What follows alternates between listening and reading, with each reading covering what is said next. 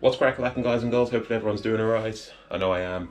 Apologies for the light. I know that GoPros don't usually do justice in relation to low light, ambient themes and such, but anyway, doesn't matter.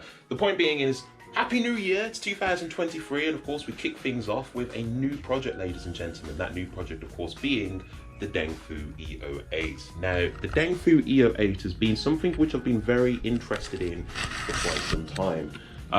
This is the frame as to what it looks like when I've kind of just dry fit everything. Apologies for the weird view as to what it is, but having said that, I figured I'll give you guys a brief overlook as to what the frame looks like when it's semi-installed altogether. But having said that though, I obviously need to sand it all down. In fact, got my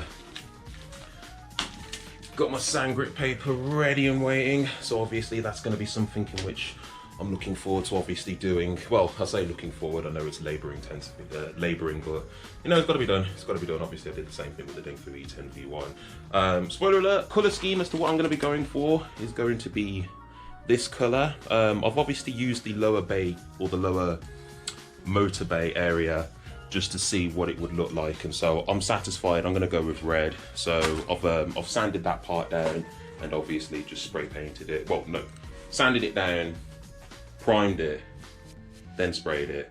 Obviously I'll need a second coat, and of course I do need to put a protector coating over it. But having said that though, this is the frame anyway. This is the shock in which I'm going to be using. This is a RockShox Super Deluxe Plus 210 by 55. We'll talk about the frame more in a bit, but obviously I just wanted to give you guys a brief overlook as to what the frame looks like. Just in case people didn't know, this frame does use a Shimano motor as opposed to the E10s, the E22s, the E23s, and soon to be the E55, which use Bafang motors. Of course, the battery bay area is a bit different. Obviously, this doesn't use one of the batteries which you know for the E10s and the E22s. This uses a Darfon battery, but we'll touch upon that when we go through the electronics. But yeah, bear with me, and of course, let me start sanding this thing down. Well, obviously need to strip it again, but sanding it down and then putting the primer on.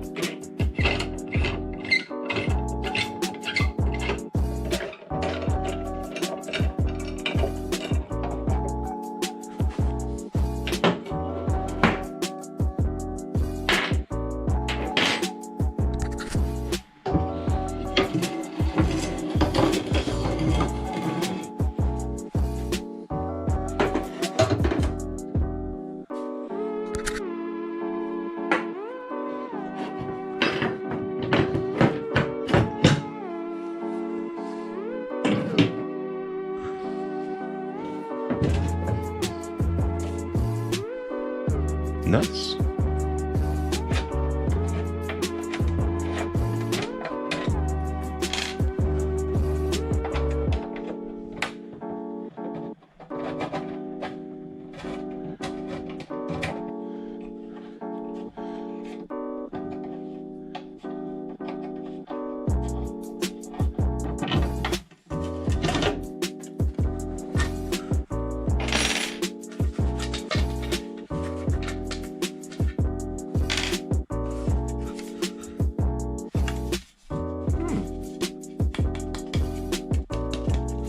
Carbon.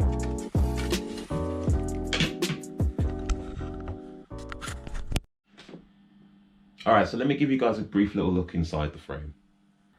Okay, so unlike the Dengfu E10s and the E22s, where usually the cable would be, you know, externally, you know, within the actual down tube and then kind of latched in with like two metal pins, this frame actually is internally routed. It's very difficult for you to see, but the actual cables go underneath this part of the frame. So it's basically when the battery is mounted in, once you remove the battery, the cables are still within the frame. Like I'd have to kind of basically, if you can see, the cables go in there and then go all the way out and then protrude out of those two little gullyways right there. So of course this should be quite interesting. Obviously, in order for you to access down there, you'd have to remove the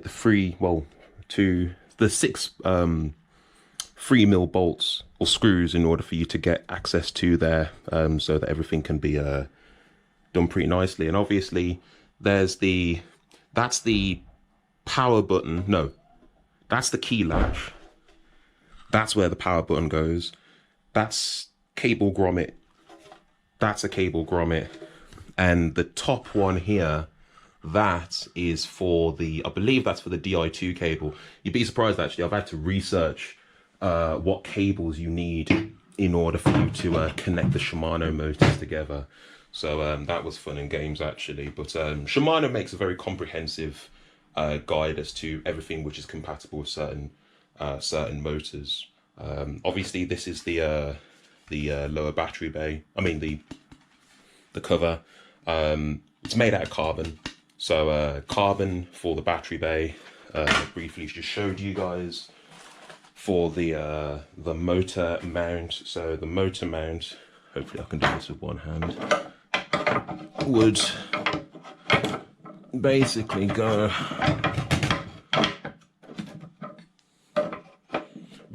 like that.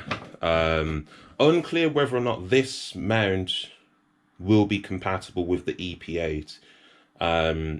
This frame is compatible with the E7000 and E8000 via this, but I'm of the belief that with the EP8 I may not need this, or I may need to get a different one. But obviously I'll do some more research, put it that way. All right, now for the fun and games. Sanding the thing down. Oh yeah, before I start sanding things down and such, actually, a lot of the bolts as to what is proprietary to the E10 and the E22, they are the same for the E08 as well, even the mech hanger. But all in all, everything, including how you would mount the chainstay, that bolt is universal for the E10 and the E22. The bolts which secure onto the linkage is the exact same. The 3mm screws which you would use for mounting the battery mounting system are the same screws, 3mm, as to what you would find on the E10s and the E22s and the E23s. Obviously the rear end is different to the E10s and the E22s. We'll touch upon on that in a different video. But yeah, let's start sanding this sucker down.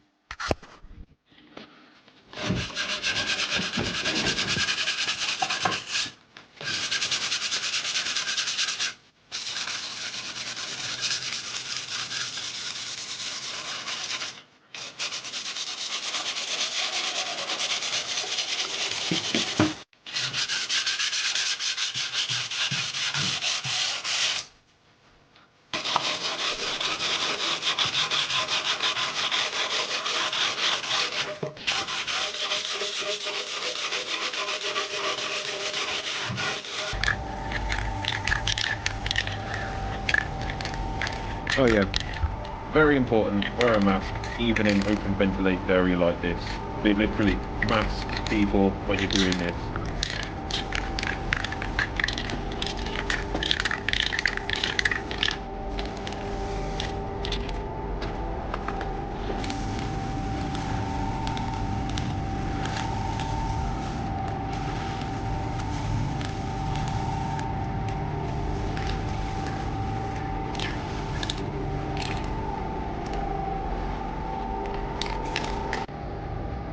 Alright, I don't consider myself to be the most elegantest of artists, but sod it, I painted my second E10, so let's get this out of the way.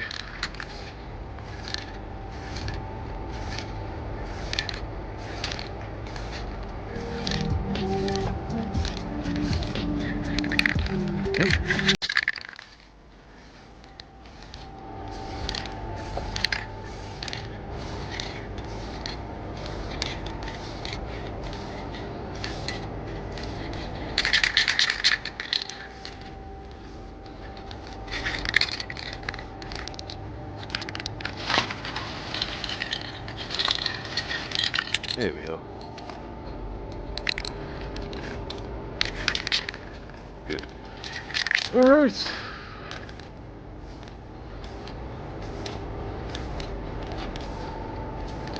Oh, that's better.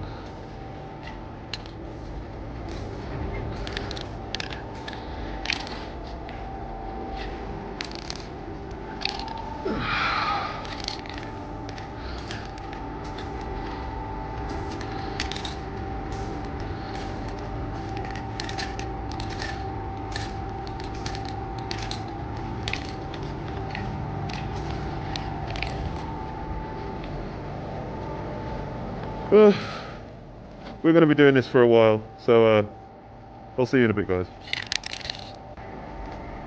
Alright, we're getting there, people. We're getting there. You know, it's far from finished, ladies and gentlemen, I'll say that, but you get the idea as to what the colour scheme's going to be. Alright, it's far from finished, ladies and gentlemen, but obviously we've put the base coat on, so at the very least we can obviously finish this up at my leisure. And obviously I'll still need to obviously do the rear end of the bike as well as the battery cover, but all in all, yeah, man, so far so good. Like I said, I don't consider myself to be the most elegantest of artists and painters, but all in all, we're good. We're good. Alright, a week later, work commitments and such obviously get in the way of things with like bike projects, but yeah, today we're gonna crack on, get a mosey on, and hopefully we'll be able to see what the end result will look like.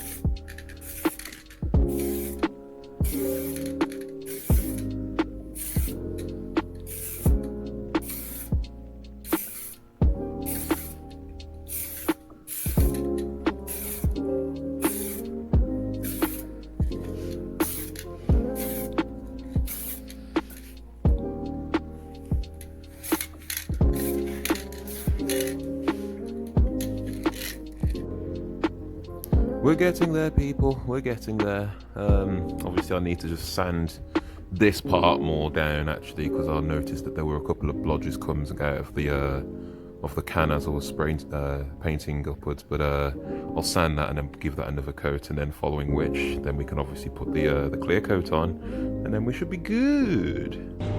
Alright, so we've managed to get a fair bit done. I've painted, like, well, basically I've given like everything like 3 coats, and obviously each coat I've put on, I've sanded it down. To be fair, actually, like, basically I was just like jogging on today. I was like, you know what, let's proper get this done. So I've applied the clear coat on 2 areas, the battery cover and the lower mounts, because they're done. These parts are quite easy to do because it's just a simple shape, if that makes sense. So obviously sanded it down, put the clear coat on, and it's dried. Obviously the frame, that's dried, so I obviously need to put the clear coat on right there. These 2 parts, there are a couple of imperfections, obviously the chainstay area and the seat stay, so I've obviously just gone over them a bit more, and then I'll assess, sand down whether or not I need to put another coat on there, and then of course then I'll put the clear coat. But overall, this is don't get me wrong, I don't consider myself to be like the most elegant of artists, but from what it originally was to what it is now, it's not bad. It's not bad. I'm more enthusiastic to build up this e-bike, put it that way, ladies and gentlemen, because at the very least, the colour, red being my favourite colour, it's striking. But anyway, let me get a jog on even further, because we've still got some light, so I'm going to reap the benefits of what I've got so far, and then I'll show you the end result.